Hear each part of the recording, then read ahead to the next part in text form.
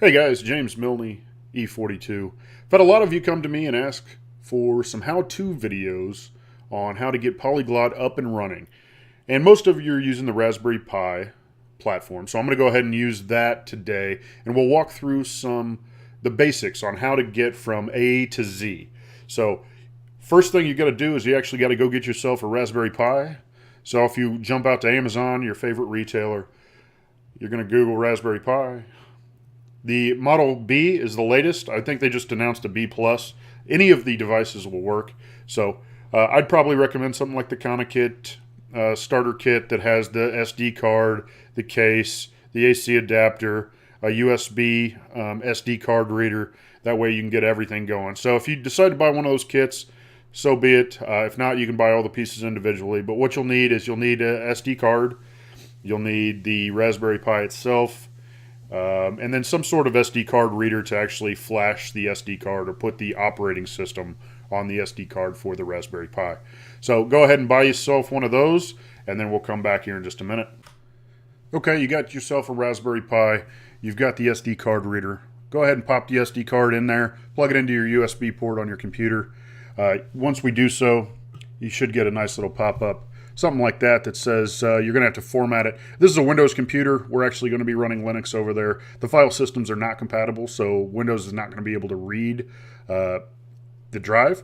So just go ahead and, mine is completely blank at this point, so just go ahead and cancel it, and we'll get to there in just a second. First, we need to get the actual software or the operating system that we're going to load on the SD card. So go ahead and just Google Raspbian. The Raspberry Pi Foundation website hosts it, so if you just open it up, you'll notice the latest version here is the Raspbian Stretch Lite. I don't get the desktop version because I run this headless. I never actually connect to the desktop and just run it all command line. So I just go ahead and grab the latest version of the Lite. You'll go ahead and download the zip file here. Once you download the zip file, you'll actually have it here, and we'll go ahead and just extract it. This will give you a .img file. This .img file is what we're going to use to actually flash the SD card with the appropriate partitions and software and everything else.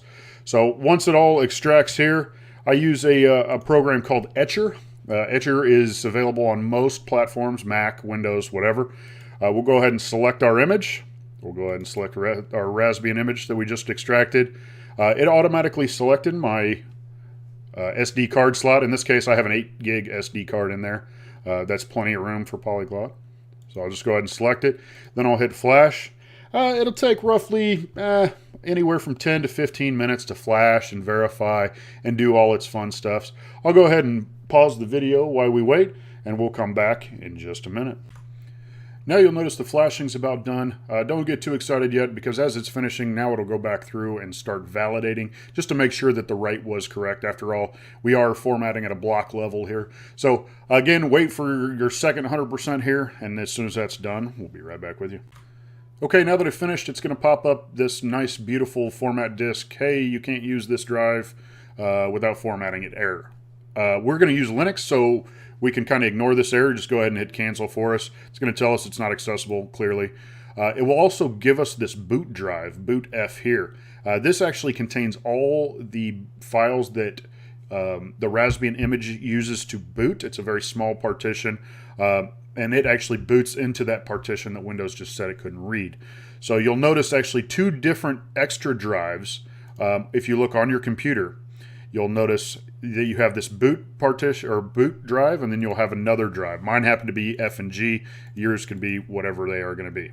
Okay, so now that we have this F drive, very important, what we'll need to do is we'll actually just create a blank file, and we're going to call it SSH. And the reason we do this is because Raspberry Pi has come up with a nice way to enable SSH by default if you have that file there. If you don't have that file, SSH will not be enabled, so we'll have to hook up an HDMI cable and a keyboard and a mouse, and it's just a pain in the butt. So if you know, if you have the SSH file there, then we can go ahead and just pop it in, and it will boot up. Now I'm using Ethernet, so I don't really have to worry about the Wi-Fi config at all. But if you had a Wi-Fi, and we're going to use the Wi-Fi, you could actually throw a file called WPA supplicants in there, and actually have that here. So this WPA supplicant.conf file, you can throw that on there and it will automatically configure the Wi-Fi for you. So basically what's in there is just your SSID. We're saying we want to scan for our SSID. Here's my super secret pre-shared key and what kind of key management it is. So I will post this in the comments below. You can throw that in. I don't recommend Wi-Fi. We are doing home management and we want to make sure it's as reliable as possible. And as you know, wired is always going to be more reliable than Wi-Fi. Okay, so we have our SSH file all ready to go there. Next thing we're going to do, we'll just go ahead and eject this bad boy. Go ahead and take it out, put it in your Raspberry Pi, and boot up the Raspberry Pi. Okay, got our power connected, got our Ethernet connected, put our SD card in before we connected the power, obviously important. Everything else should boot up nicely. Now, you got to find the IP address of the Raspberry Pi. I have mine set to use the same IP address every time by putting it in my DHCP pool on my router. If you don't know what yours is, you can connect an HDMI cable and a keyboard and mouse, log in with the default username, which is Pi, default password, which is Raspberry, and run the ifconfig command, ifconfig. It will show you the IP address. Or you can just look in your router and see whatever grabbed an IP address last, since this is the last device you plugged in and fired up. It should go ahead and grab an IP.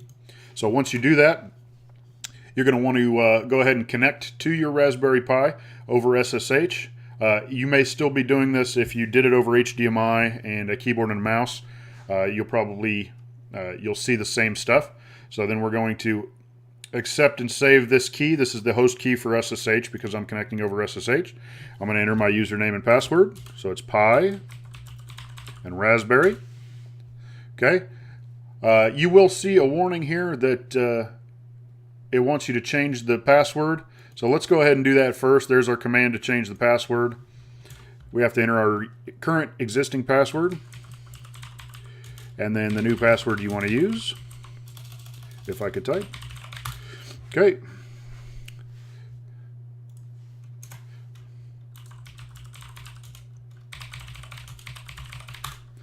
All right. New password's updated successfully.